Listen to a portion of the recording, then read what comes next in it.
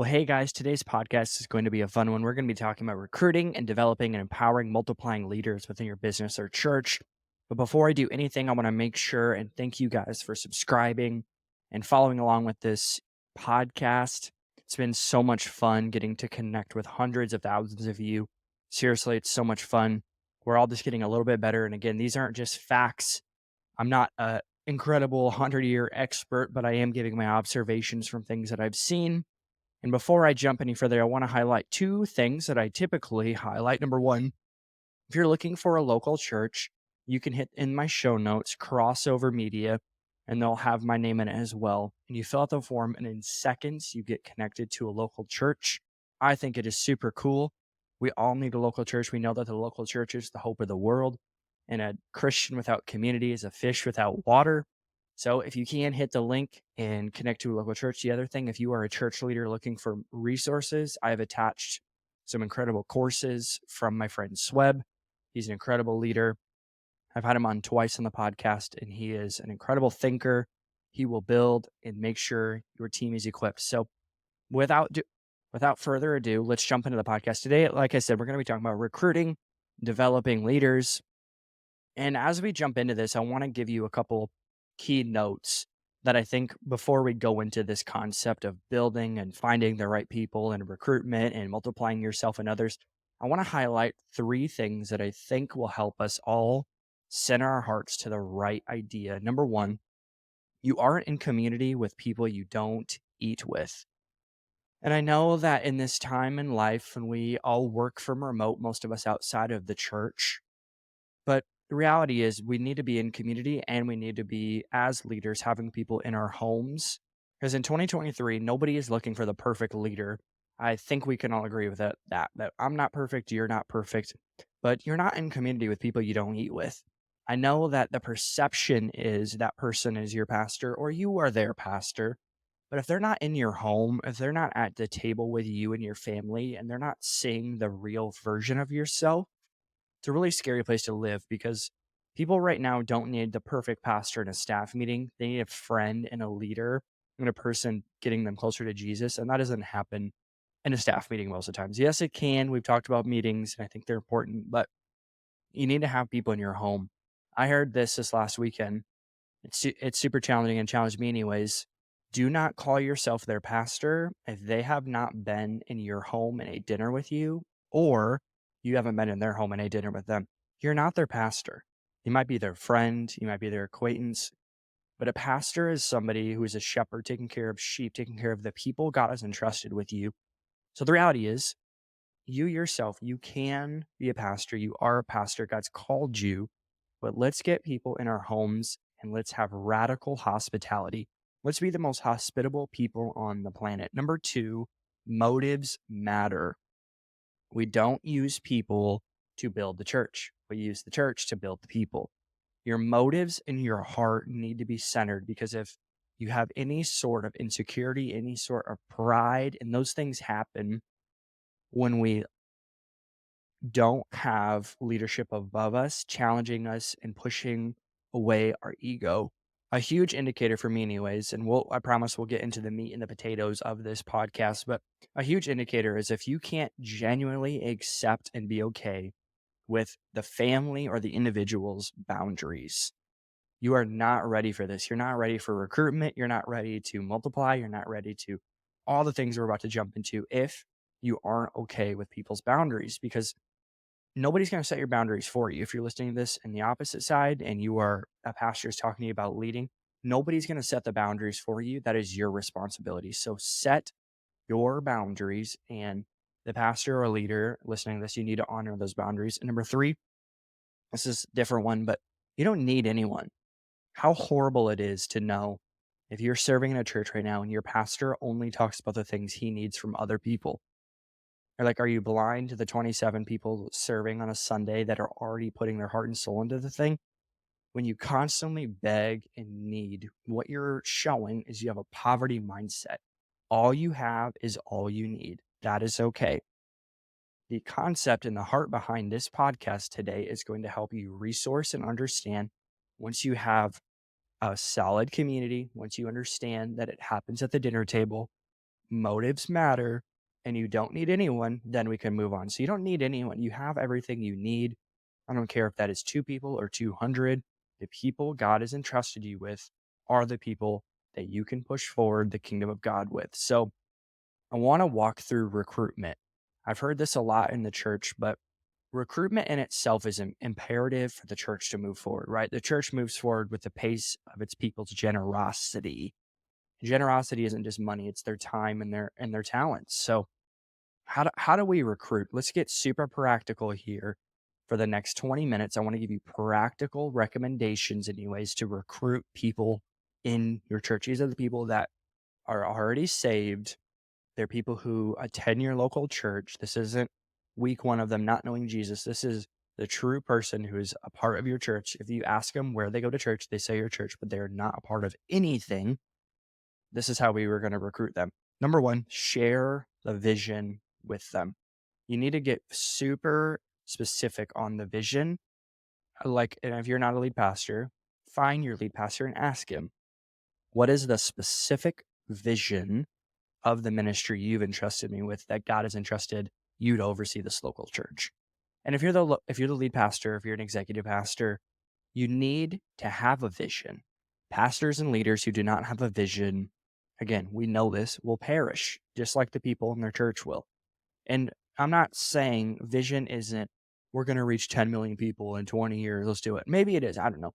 But the vision needs to be practical and attainable for the people to understand and to see themselves in. So, in order to share a vision, you need to have a vision. You listening to this, you need to have a vision for your ministry, a vision for your marriage, a vision for the people in part of the church. And that's a part of it, right? Sharing the vision with them over dinner, over coffee, not on Sundays, is imperative. You need to know what the vision is, and the vision should be something you bring up almost every single week to your staff and your team. Whoever, maybe you're just leading, honestly, the welcome team. You're outside with those big signs with a smile on your face. You can share a vision of that team. And if you don't have a vision for that team, ask your leader. Your leader should have a vision for each of their teams. So you just shared the vision with them. Now, step two is asking for a commitment. You need to ask a specific commitment that you're asking them to do. How many times a month did they say they can serve? And this should all be on paper, right? Put it on paper, have a timeline. Maybe you're saying for 6 months, I need you to serve twice a month in order for us and our team to continue to grow. And ask for feedback. Say, hey, what are your thoughts on this 3-month contract that you and I are going to sign? It's a commitment to me and you, committing to God that, hey, you and I are going all in on this together. So how are they going to play a part on your team? How are they going to play a part on your staff? You need to get it on paper, and both of you need to go through it. Be specific again at coffee, over dinner, have a position description ready for them. And if this is just like the entry level, just serving twice a month, even that, you don't need to have a position description for them, but you need to have a commitment letter for them. Say, man, what you're doing is so important. You are literally building the local church, and people are going to heaven through your servanthood. I think it's a big deal. And if they don't understand that, you need to lead them to understand that. And nothing worse than hearing somebody say they won't commit to serving. No, you haven't led them to be committed to serve. So ask for a commitment. And so you share the vision, you ask for a commitment, and then you set goals for growth. So we need to set goals for these specific people serving. So these goals must be trackable. They must require strength, and you need to put them on paper. So they must be trackable, which means they need to be not numerical, but they need to be quantifiable. So it needs to be something that you can look back after 3 months and see how many times did they not confirm on planning center? How many times did they not show up on time to team prayer? All those specific things, those things can be trackable. And yes, maybe you put numbers. Hey, I need you to recruit 3 people. Are you okay with that? So they need to be trackable, and they must require strength. So you've all heard this stretch, grow, strength, right? Those are the 3 layers of growth. I've always said stretch, grow, rest, strengthen, because rest is a part of this, right? But you need to require strength. There needs to be a growth opportunity within that commitment that they're saying yes to and they're aware of. You don't want to be a blindsided growth person. Like, you are strategizing humanity, that won't work very well. So I need to put them on paper. Like I said, have a different document of their goals, maybe scan it, put it in a Google Drive so they can go back to it often. So once we have a team member, we just recruited them, we shared the vision, they're so excited. They've seen what God is doing. You asked for commitment, they gave you a yes. You guys signed it together, you put together goals together. Now they're ready to go. So how do we have this person, they're serving 3 to 4 months, they're incredible, their passion, their excellence, their level of intentionality in everything they do. They love people so well. Now what do we do with them? I cannot stand when a leader does not release part of their role or their role to the people underneath them. You, as a leader, you need to have a vision for yourself, right? So if you have a vision for yourself, maybe you want to be in that same role for 20 years. It's probably time for you to have a conversation with your leader because they need to help you see the potential of who you are and what you're supposed to do because you're not supposed to be in roles forever. If you're in roles forever, what we're trumping people, I guess, from growth and opportunities within them as well. So once we have this incredible team member, what do we do with them? How do we empower and implement growth for them? Because the reality is people need a clear vision from you, their leader, of where they're going, not a title. You're not saying, hey, in 6 months, you're going to be this title. Say in 6 months, this is the type of person and leader I see you being. So this is super simple. There's 4 steps to this, and we can even break it down to 3 steps after this. You need to model, monitor, release, and then motivate. So model. It is what it is. You need to be able to model what it is that you're asking the next person to rise up and be. So if you want somebody to be on time, you got to be on time. If you want somebody to treat their spouse well, guess what? You need to model that in front of them. Maybe you want to model confrontation and it's not manufactured, but you need to give them space. Again, happens in your home of being raw and authentic with your spouse. You got to model it. You got to model the passion you want in the front row of worship. You got to model the type of preaching you want the worship leading. No matter what it is, ask yourself this question and think about this every service you are a part of. Somebody is watching me that potentially will carry the role I am living in. How would I want them to do it better than myself? When you can think through that and you start to actually live in that system in place on a Sunday or on a Wednesday or whatever day you do church, you are going to see people start modeling what you want. You see this in church, and it might be your church. And if it is, it's time to not find a new church. It's time to be the solution to this. So the worship team isn't in the church, like the actual sanctuary during the message, or the lead pastor is not in the sanctuary during worship. That is a poor model. The lead pastor is the person who should be modeling what it looks like to worship with heart and soul. And the worship team needs to model what it looks like to be sitting in the front row with their notepad, taking notes, shouting the pastor down. See, those 2 things, because those are the people who are on the platforms on a Sunday. So those naturally are what the people are going to model themselves after. It's because they're on the platform. That is that's something that you can highlight anyway. So model, you just model that. Monitor.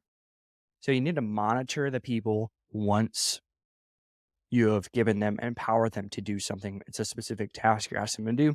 Maybe they're scheduling, maybe they're leading a team huddle, maybe they're praying, whatever. You need to monitor it. It's like you and them are doing it together, but you're monitoring it, you're keeping close touch, but you're also slowly empowering them. Release. So you're fully releasing it. It's all yours. You take ownership of it. Give them full permission to make it better, to innovate, to make it the best possible thing, because they should be more passionate about that team than you are, and motivate. So this is super important. That first 1 to 2 months, you need to be a part of that team huddle, you need to be a part of that staff meeting, whatever it is. But your only job is to make that person feel like $1 million, because you will naturally already have authority over that team and people will see you and they will watch every move you do at that table. And a secure leader will get a part of that meeting or that small group and highlight that person, encourage them, shout them down, make them feel like they are the most brilliant person on the planet. This isn't manipulative. This is putting encouragement into people. And again, the modeling, go back to modeling, you're modeling what it looks like to honor and respect somebody in authority. So to break it down into three parts, it's me, we, you. Me, as in I'm doing it, I'm living in it, I'm modeling it, you're observing it, and you're seeing people start to understand what it means to live in that specific role. So I'm doing it. Now we're going to do it. You and I are going to do it together and put a timeline on this. Like I said, put 3 months. Hey, you and I are going to do this. You see this in lead pastor successions, right? But it's like 1 to 2 years of the lead pastor who's transitioning out and the succeeder. Both of those people are doing everything together. The person is at every staff meeting, every pastoral meeting, everything they're doing together. So me, we, and then you. You are going to do it, and I'm going to monitor and motivate. So release it. You got to release certain things. And the reality is, if you're listening to this and you're an entrepreneur, you're not in the church space, maybe you're a Christian, whatever, it doesn't matter. This is all applicable to you, right? Like, if you are an entrepreneur and you have a startup, you should not be doing every single task for 10 years. How ridiculous does that sound, right? You need to continue to monitor and motivate people around you by you modeling what it looks like to be a hustler, to have passion, to get on the sales calls, and to be the passionate, convicting, incredible leader, speaker. It takes modeling it and for people to see that and it help them see the potential inside of them, who God's created them to be, because they're not supposed to be a copycat of you. They're supposed to be them, and you're supposed to help them see that. And then you need to empower them, you need to entrust them, and it's time for you to spend time doing whatever maximizes the potential of the team in the organization. So to run through these four again to make sure you got it, because this is the meat: model, monitor, release, motivate. Model exactly the type of person you want leading that team. Monitor, so keep a close watch on them, making sure that they feel confident, make sure they're still bold, that the people are running through them. Release it, give it over, and motivate them from the back end and be insanely specific about that. So some notes anyways. So when I do any of these teachings with teams or with pastors on how to recruit, what our default, or many times what will end up happening, is we don't actually get the heart behind it. See, all of what I just shared is the how, but I want to give you the why and maybe some key notes to make sure you don't run through your people. Because I myself, I have caught myself in moments running through people because I'm so mission oriented. I actually miss the whole point in general, and that is the people God has put in front of our eyes and within our hands. So, a couple of key notes here: excellence is not perfection. I'm a huge proponent of excellence. I think excellence is something that should be modeled across the board. And if somebody is a person of excellence, this is a SWEB note. You need to go check their car and say, hey, let's go look at your car right now then, if you're so excellent. Every detail of them person. But excellence isn't perfection. Perfection, this is from a psychologist. Perfectionism is a defensive mode trying to earn approval. When you think about perfectionism, you think, wow, that person is perfect, or they're trying to perceive themselves as perfect. But what it is, it's actually not even an offensive thing. It's a defensive mechanism we do to try to earn approval from the people around us. And we know, right? Like, if you've been in counseling for more than 5 minutes, you understand that these things happen when our parents or our coach or our teacher expects perfection. I don't want to be a person who expects perfection, because I'm not perfect either, but we do want to make sure we are expecting excellence. Go to Chick-fil-A right now and go to Popeyes, and you will see what I'm talking about. There's plenty of books on this. There's plenty of YouTube videos on it. I don't need to go super in depth. If you have any understanding of leadership, you understand excellence is, I see the details, but that detail is attached to a person that I want to be served. So you don't want to make sure the pipe and drape is perfect just because my leader will be mad at me if I don't. What is that? That is literally a defensive mechanism to get approved by that leader. What you want is, man, I care so much about the guest coming into my church that I genuinely care about the details. Perfectionism if you are a person who struggles with perfection, being a perfectionist anyways, a perfectionist adopts this thought: I am what I accomplish. Super convicting, right? A perfectionist says, I am what I accomplish, not I am what I do, but the fulfillment. I get first place every time because I don't want my dad to tell me I'm a bad baseball player. I make sure I am 10 minutes early every single time because my leader will be mad at me for not being early or on time. You are what you accomplish. That is such a lie from a pit of hell. You are not what you accomplish. Your identity is in one thing, and that is 2,000 years ago, Jesus Christ died on a cross, resurrected, so that you and I can have a connection with him. And when you gave your life to Christ, your self died and you were resurrected with Christ in a new identity. You are a son or a daughter in Christ. That is it. That is your identity. Your identity is not a title that you carry because that title would not come with you in heaven. You are not your bank account. You are not your speaking engagements. You are not that 30-second clip that you have. We do not need to be perfectionists and we do not need our people to be perfect, but that doesn't mean that we can't progress, right? You should be getting better. You should be seeing things in a different way. You should be studying the Bible. You should be understanding the culture of 2023 America worship. Excellence is not perfection. Moving on from that one. You can't teach heart. Motivation and heart are things that you can see from the beginning if you have the eyes for it. If you're listening to this and you are part of a local church, what you need to look for is people's eyes on a Sunday. When they walk in to your church and you can see people, what are they looking at? Are they looking at the details? Are they looking at the people? Because I heard this once and I think it's excellent. The first thing you see when you walk into a room is usually your primary gifting.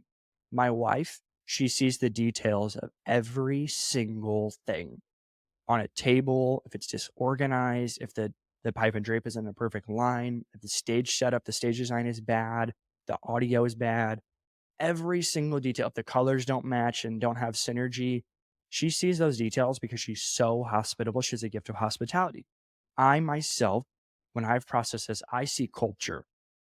I can feel it in my heart. I can feel it everywhere. When I walk into a room, I know the culture, I know the health, I know the things that people are hiding to avoid culture, to avoid confrontation. But you can't teach heart, right? Motivation and heart are things that we need absolutely from the beginning. The person who is unmotivated is going to be draining and a life sucker from you with your team. And I'm always looking at people's eyes. I'm telling you, this just will be a game changer. Look at the people's eyes in your church. Look at the person who shows up to team night and they are looking at the things that nobody else is looking at. That is a person who is motivated. That is a person who is by design called bringing in solutions. If you're a leader, you're a solution oriented person. I get that. But you can't teach heart. You cannot teach motivation because just trust me. I promise in 6 months, when you have to text that leader over and over and over to get on the Zoom call or show up to coffee on time or to have a smile on their face on Sundays versus the person who has heart and passion and motivation. And and this isn't judgmental, right? Like the people looking around aren't being judgmental. I'm not being judgmental. You're not being judgmental from looking at this and seeing potential in people because everyone has potential, right? Everyone has a lid. And we as leaders are supposed to make sure they break through that ceiling or potential of that they think. Because you can always go 10% more. You always have more inside of you than you think.